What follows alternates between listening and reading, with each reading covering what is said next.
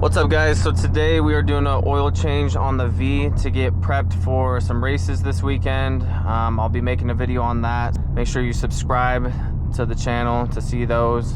I know a lot of you already know how to do an oil change, but I'm going to include a couple tips and tricks, one specific to the V and another just if you have a car, or, you know, similar car in general, you might pick up on a couple things. I'm trying to do more like informative videos to help other V owners out, or if you're thinking about getting a V, this might help you out as well. So yeah, right now I'm just driving around the block, warm up the oil, it'll drain a lot easier, and then we'll get right into it.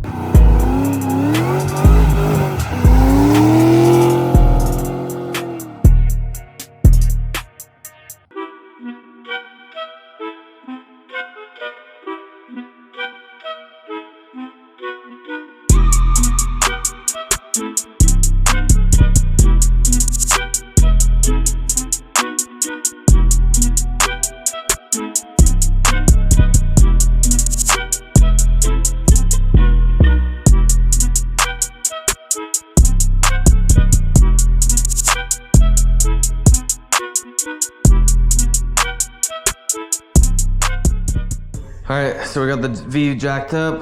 We're gonna get under there with the 15 millimeter to take that drain plug off, and our oil catcher, whatever this is called. Alright, so we're under here. Got the oil drain pan, the oil filter. We're gonna take this out with the 15 millimeter.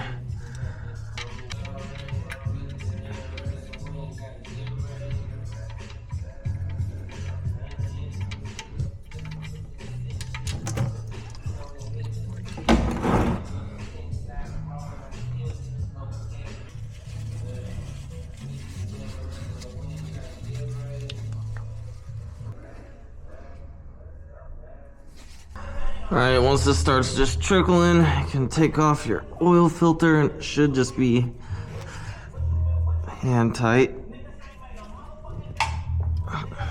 It's not. Every once in a while you do need one of these. Sometimes they are hard to get off, especially when your hands are oily, so just grab one of these. Get her loose. Make sure this is under there. Go ahead and twist this off.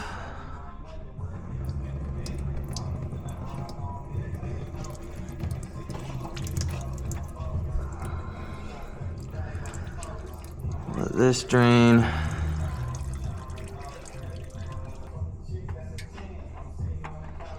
Once it starts dripping, you can pop it off. All right, and after you pull the filter off, I just like to get a paper towel up here and make sure like where the oil filter seals is all wiped clean. All right, so let's talk oil. I only use AMS oil, and I just do the 530 because I'm just a bolt-on car. It's not cammed or anything crazy like that. If you had a cam, you'd probably want to use like 040, something a little thinner because you got more stuff going on.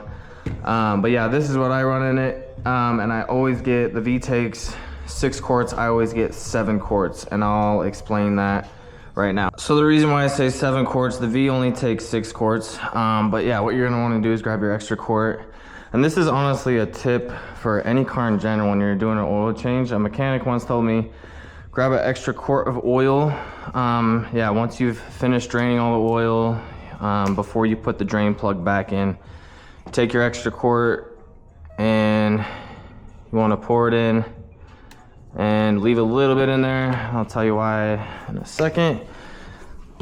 But yeah, you want that to drain out, and that's basically flushing your engine out. Obviously not like fully flushing it, but it just helps get anything extra sitting like at the bottom of your pan or in the engine itself just out. So I've always done that because a mechanic once told me that it is extra money, and you are just like throwing that oil away. So it's not completely necessary, but I like to do that every time I do an oil change. So we'll set that little extra aside. All right, so the tip for V specifically is you're gonna wanna get this oil filter. When you go on AMS Oil's website, it's probably not gonna bring this one up on the website for the V. One of the fellow V owners taught me this little trick. You get this filter, I believe it's for a Chevy truck. But the reason why you want to get this one is it's a little bit longer, so you can fit more oil in it. Basically, it'll just filter more oil. More oil means cooler temps. It's obviously not that much more. I do have a mobile one, like regular one you would get, to kind of show you the difference. I mean, almost twice as long, so you can fit quite a bit more oil in there. So yeah, the V takes 6 quarts, and that's why I said save a little bit of your 7th, because you'll want to pour it in your oil filter. Fill that up. Filter filled up with oil. Always want to make sure you do that first. We're gonna get back under here, get the drain plug in, pop this on, set that there for now. So yeah, as you can see, it's just dripping now, so we're good to put the drain plug back in.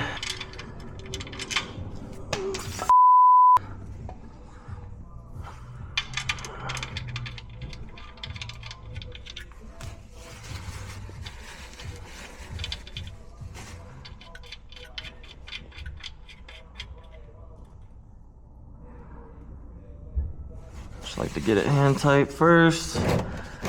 And get that out of the way now. I'm gonna lube the ring up so you get a better seal.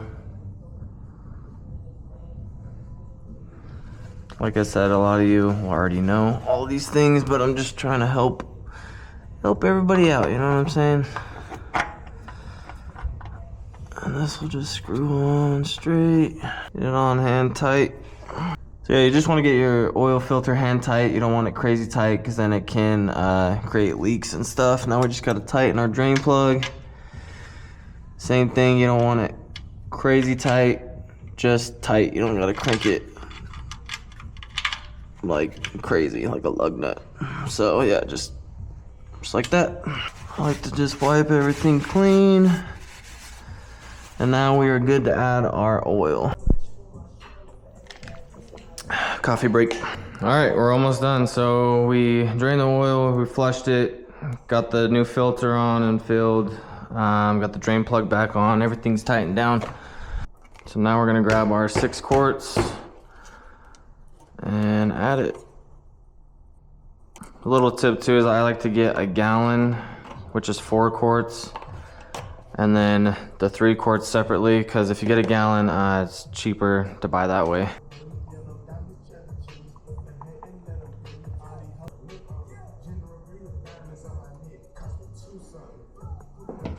Number 5 and number 6.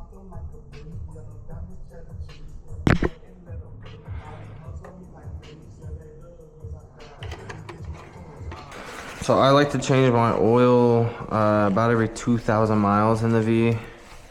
If I'm racing it often, like every time I drive it, which I almost do, I'll do it about every like 1,500. Just basically, like, the harder you push your car, the more often you want to do oil change. And honestly, that's a good like general rule of thumb, is to just kind of cut the mileage in half of what the manufacturer says. For the V's, I'm pretty sure they say like every 4,000 to 5,000 miles. You just want to cut that in half. Even like the daily Jetta I drive, they say every 10,000 miles, and I would never go 10,000 miles and not do an oil change. So the Jetta, yeah, I do it about every 4,000 to 5,000. Honestly, the more often you change your oil, the better off your car is gonna run. I guess I should say the better off your car is gonna run in the long run. If you want your car to run longer and happier and healthier, just do your oil changes half of what the manufacturer says, especially on a high performance car like this. Like I said, I do mine every 1,500 to 2,000 miles. So yeah, we got the 6 quarts in there, everything's fastened down. I like to just do like a visual check, make sure nothing's leaking, and we'll check it again after we run it. You want to drive it a little bit or run it a little bit after you do this, and then just check for leaks again to make sure everything's tightened down and good to go. So yeah, we checked for leaks, we got the dipstick back on, the oil cap back on, and that's pretty much it, guys. Super simple. We'll get this off the stands now, Probably go drive it around the block again, come back, make sure nothing's leaking. All right guys, that's it for the oil change. Next order of business. I get a lot of questions about my trunk ice tank, how it works, what fluid I use in it and stuff like that. So I got some Dex Cool we need to add to it because it is getting cold here in Utah. So I'll go put this in it, we'll go drive around the block, kind of explain to you guys how the ice tank works, what I put in it, and kind of the maintenance of it. Like I said, I do want to be more informative to other V owners, try to help everybody out. So yeah, start it up and back it out.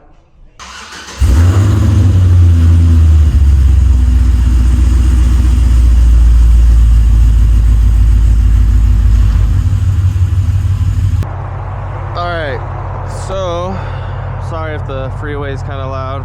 Hopefully you guys can hear me. So the ice tank, it's basically got an in and out line. Basically just circulates the coolant to the supercharger. So it's got lines going under the car to the heat exchanger. So that also has an in and out. And then it also runs back here to the brake. Basically, the air will run through the heat exchanger, help keeping your intake temps and your IAT2s cool. So basically you get consistent power. Because one thing about supercharged cars is they get heat soaked. After you do a couple runs, they get heat soaked and you lose power basically because it's hot. So the ice tank just helps keep the temperatures nice and cool and more consistent power. So yeah, when I race, I add ice straight to this, which will keep the intake temps down. Right now, that's mostly water. So in the summer, I run a VP water-based coolant with water, and I'll do ice. And then in the winter time, I just run good old Dex Cool with water, about 70-30 to 60-40 mix. It doesn't get like crazy cold here, or at least I don't drive it when it's crazy cold. We'll go ahead and add the Dex Cool in right now. As you can see, it's not quite full, so I'll probably drain a little bit more, and I can show you guys that. So drain here is right on the bottom, just got a little valve. And yeah, as you can see, that's pretty watered down, so that's mostly water. I'll do distilled water or ice when I run it, when I'm racing. So yeah, basically you'll add ice till it's completely full. Ice will melt when you do a couple runs. Drain it, add more ice, drain it, add more ice, add coolant. I like to always keep some form of coolant in to keep the lines clean, because they have a lot of additives to keep it clean and all that. So probably drain a little bit more.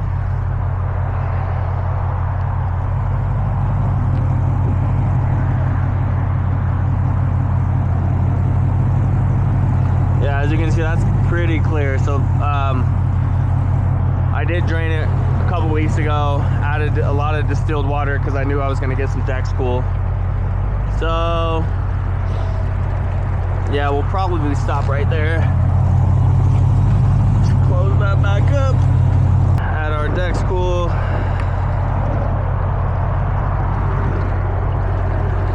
So yeah, I don't know if you can see that, but it is always flowing, at least while your car is on, obviously. So yeah, the Dex Cool, like I said, it'll just keep it from freezing in the cooler months. Obviously, if you're in like some parts of California or like Arizona, Florida, I don't know, wherever it's warm, you don't have to worry about this. I'd run water-based coolant like all the time. So yeah, as you can see, it's not quite full, so I'm gonna add another. And this is concentrate, full strength, so you have to add water. Obviously there's water in it. That way I don't have to add as much, because if it was 50-50, I'd have to add like 4 of these things. So yeah, that's been flowing. As you can see, it's really orange now. Now I don't have to worry about it freezing.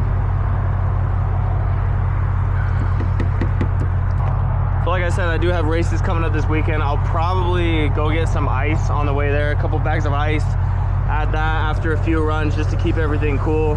And obviously that'll overfill, it'll be super full.